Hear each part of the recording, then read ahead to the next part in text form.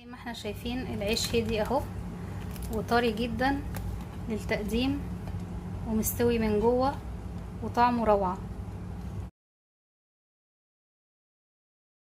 السلام عليكم ورحمة الله وبركاته.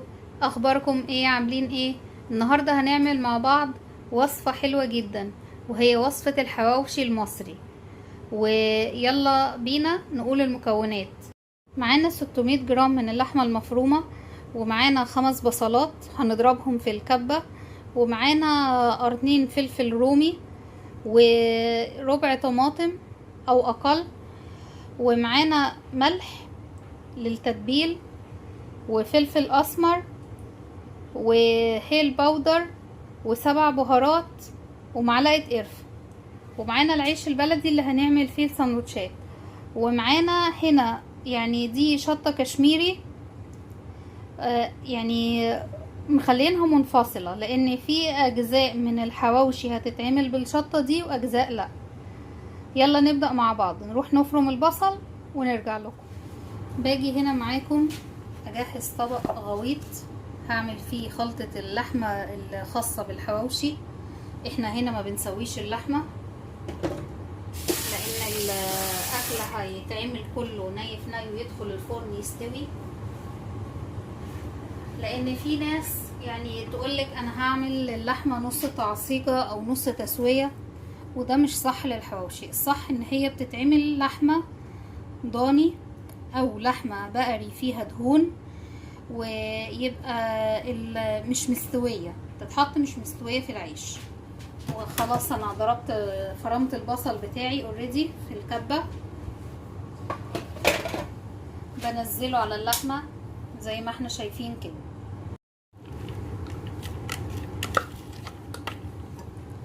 طبعا يعني ده حواوشي فلازم تبقى كمية البصل كتيرة، لان الحواوشي بالذات يعني لازم احط له كمية بصل تمام مع التوابل بتاعته، ولازم تبقى اللحمة فيها نسبة دهون عالية. لو اللحمة حمراء ما ينفعش تبقى للحواوشي، دي حاجة لازم نبقى عارفينها كويس جدا تمام، لانه مش كفتة. انا مش هعمل كفتة مشوية اقلل البصل فيها، لا بزود البصل وتبقى كميته حلوة. بعد ما نزلت البصل بقطع الفلفل بتاعي والطماطم، وبعدين ابدأ انزل بالملح وبقية البهارات والتوابل بتاعتي زي ما هنشوف مع بعض. هروح اقطع الفلفل وارجع لكم.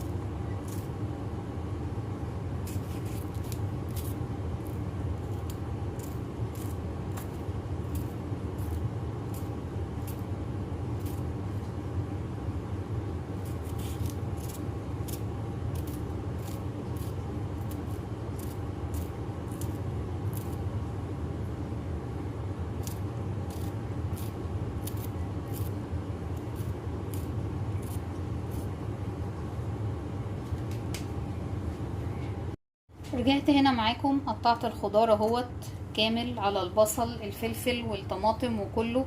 بنزل عليه بالتوابل بتاعتي اللي هو الفلفل والهيل والقرفة وال7 بهارات زي ما احنا شايفين كده. بعدين برجع انزل عليه بالملح عشان اظبط الملح بتاعه كويس جدا. في بعض الناس تقول انا هجيب الخلطات اللي هي بتاعه الحواوشي الجاهزه او كده، انا ما بنصحهمش بيها لانها ما بتبقاش كويسه او ممتازه. هي بتدي طعم حلو بس الخلطة نفسها اللي هي بتاعت الحواوشي ممكن هي بتبقى حامية، يعني حراقة، في اطفال ما يتحملوش اكلها ويكونوا بيحبوا الحواوشي نفسه، فما بفضلهاش ان احنا نجيبها جاهزة، نعملها في البيت ونخلي الشطة او الفلفل الحراق يعني يتحط في جزء منفصل لوحده للي هياكل. خليكم معايا. برجع هنا معاكم. خلاص انا هقلب اللحمة بتاعتي بالخلطة والتوابل كلها، ولازم افضل يعني اقلب كويس بحيث ان اللحمة تتجانس هي والخلطة بالكامل من كل الاتجاهات. وطول ما انا بقلب الف الطبق بتاعي بحيث ادخل الخضار والبصل والتوابل للحمة كويس ويتجانسوا تماما زي ما احنا شايفين كده. كل ما اقلب كل ما الوضع بالنسبة لي اللحمة بتتبل وبتقعد في تتبيلها وتبقى افضل وطعمها يبقى اجمل. تمام، هكمل تقليب وخلط وارجع لكم. خلاص اللحمة بتاعتي اتجنست تماما هي والخضار والخلطة التتبيلة بتاعتها. ببدأ اجهز العيش بتاعي اللي هحشيه، اجيبه واقسمه نصين زي ما هنشوف كده مع بعض، واريحه على صينية لما الفه بالكامل، يعني احشيه بالكامل. يعني انا هحشي دلوقتي معاكم رغيف اهوت زي ما احنا شايفين، العيش طري وفريش تماما. باخد جزء من الخلطة بتاعتي وادخله كده زي ما احنا شايفين، واوزعه بالراحة جدا في العيش عشان العيش بتاعي ما يتقطعش. تمام،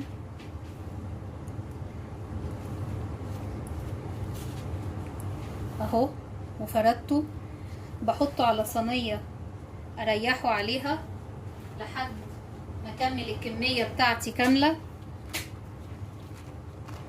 وبعدين بجيب ورق خبز والفه فيه. انا دلوقتي هعمل اهوت الرغيف التاني ده، وبعدين اما اكمل حشو العيش اللي هو الخاص باللي هو الحواوشي البارد هرجع لكم عشان اوريكم الجزء بتاع اللحمة اللي باقي هعمل ايه فيه في الحواوشي الحار او الحامي او الحراق. تمام اهوت، واديني فردت برضو الحواوشي هنا. تمام، اكمل الكمية بتاعت الحواوشي البارد وارجع لكم. معاكم انا خلصت خلاص اللي هو الحواوشي البارد. باجي اخد من الشطة الكشميري بتاعتي ديت ورش على الجزء اللي باقي من اللحمة اللي هو انا هعمله حار. تمام، وهقلبه برضو عشان الشطة تتجانس معايا ومع اللحمة بتاعتي تماما زي ما احنا شايفين كده، وتاخد الطعم الحار.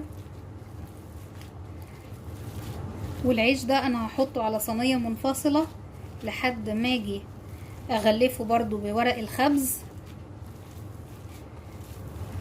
واوريه لكم، لانه هعمل عليه علامة بحيث ان هو يعني ما يحصلش لخبطة والاطفال ما تاخدوش.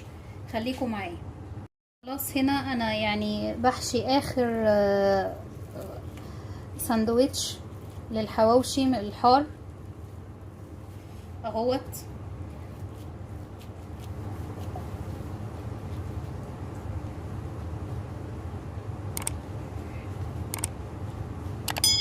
معاكم زي ما احنا شايفين، وبرضو بفرده بنفس الطريقة. تمام، وحاطه العيش الحار عندي هنا على جنب لوحده. بروح اجهز الورق بتاع الخبز وارجع لكم. باجي هنا معاكم انا جهزت ورق للخبز وشغلت الفرن عشان يسخن، وجهزت الصاجة بتاعت الفرن بتاعتي اللي هحط عليها الحواوشي عشان ادخله. بس انا هدخل الحواوشي بتاعي 10 دقايق في الثلاجة. ال10 دقايق دول ليه؟ عشان بس يرتاح اللحمة مع العيش. تمام،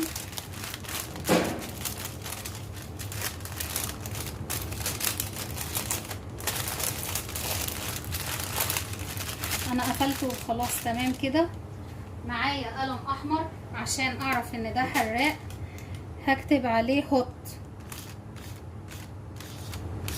ده طبعا على الورقة من بره زي ما احنا شايفين كده. خلاص انا عرفت ان في 4 ورقات هيبقى مكتوب عليهم هوت، ده الحار، محدش هيقدر يجي جنبه من الاطفال، هنبه عليهم. تمام. هكمل بقية لف المجموعة وارجع لكم. خلاص تمام، انا لفيت كل السندوتشات بتاعتي. الهوت او الحار هو ال4 اللي هم محطوطين هنا وباينين عشان الكتابة اللي عليهم، الباقي ده كله بارد. تمام. هدخله الفرن على الرف الوسط على درجة حرارة 200 لمدة نص ساعة. وانا هنا يعني في بعض الناس تقولك ادهن العيش من بره سمنة او مادة دهنية عشان يديني طعم الحواوشي اللي هو بيتباع في المحلات بره في الشارع. انا ما استخدمتش اي حاجة هنا لان اللحمة اللي انا مستخدماها في الحواوشي لحمة ضاني، واللحمة الضاني يعني بتتميز ان فيها نسبة دهون عالية. فانا حطيتها وهنحطه نص ساعة في الفرن زي ما قلت على حرارة 200 على الرف الوسط ونرجع لكم. بعد 30 دقيقة العيش بتاعي دخل الفرن وطلعناه، يهدى بس ثواني وهبدأ افكه معاكم واوريه لكم حالا. هنا العيش بتاعي هدي اهو، هبدأ اخده وافتحه شوية شوية. بقى حلو جدا زي ما انتوا شايفين كده. تمام. بحطه في الطبق وافتح واحد كمان معاكم.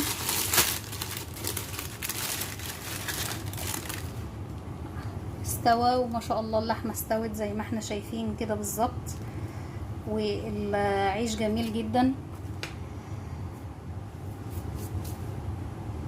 زي ما احنا شايفين. العيش هدي اهو وطري جدا للتقديم ومستوي من جوه وطعمه روعة. ارجو ان اكون افدتكم واكون عند حسن ظنكم، وياريت نضغط لايك وشير وسبسكرايب للقناة، وما ننساش نفعل جرس التنبيه ليصلكم كل ما هو جديد عندنا. شكرا.